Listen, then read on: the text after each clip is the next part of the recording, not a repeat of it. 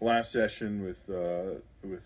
Martirano. We're going to do the same today. The focus shifted a little bit to the capital budget, as that was not our focus last time, and then obviously any other questions that we have. Ms. Valancourt, it's good to see you here today. Hope all is well. There you go. All right, Dr. Martirano, whenever you'd like to start. Council members, good morning. It's great to be here this morning. Since we've last talked, we've had a lot of discussion over the weekend with our staff as we prepare. I've had some conversation with our board members, and obviously delighted to be joined by Chairperson Valancourt, Vice Chair Altwerger, Ms. Delmont Small, and Ms. French, all here as we address our very important topic of our operating budget and our capital budget. I guess I want to start again by just thanking you and the appreciation in terms of the collaborative level of which we're communicating back and forth, recognizing the time in which I've come in some needed adjustments needed to occur for our budget. I appreciate the feedback provided on Friday, and it is my understanding that all the requests for information have been provided to you in a very clear format. Several other communications have come as well. Since we've last talked, I know there was a very robust discussion about furloughs, and what I'd like to say today, through some additional cooperation, the school system staff have now been provided the county budget office with information that's needed to make the amendment to the budget.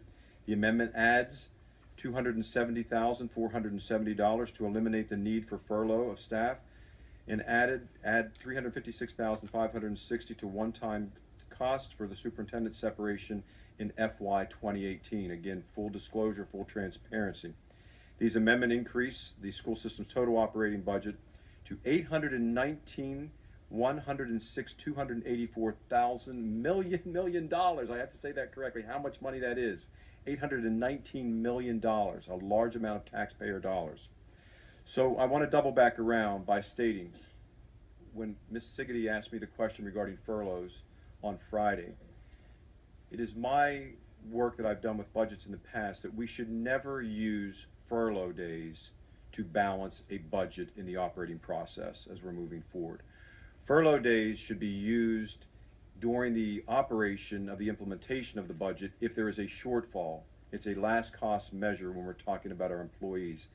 So what I'm happy to say is that the negotiated agreement will be fully funded with the 2% COLA, with individuals who are receiving increments will do so, and no one will be furloughed in the Howard County Public School System. And that's an incredible testament to all of you for working through this with us. Additionally, the county executive has also submitted an amendment to the capital budget to transfer $1 million in planning funds from the new high school number 13 to Talbot Springs, an idea we discussed together last Friday. If you remember, my concern was there to quickly make an adjustment by acknowledging that the Talbot Springs Elementary School we had scheduled for a renovation, which was going to cost us approximately $29 million. With the addition of an additional $10 million, we can build a brand new facility. By adjusting the allocation for high school number 13 from $140 million in the long-term CIP down to approximately $100 million for the high school. And I'm a strong advocate of the prototype of which we have, looking at that in a more efficient way. That would also allow us to provide the renovations necessary for Oakland Mills Middle School, and then to examine ARL and some of our technological needs also. Staff have provided you with what I've said early on. Staff have provided the council with the information requested last Friday. And I have more detail to provide on the capital, but I think that would take a longer period of time to go through that. What I would like to do is I have our staff here who I'd like to have join at the table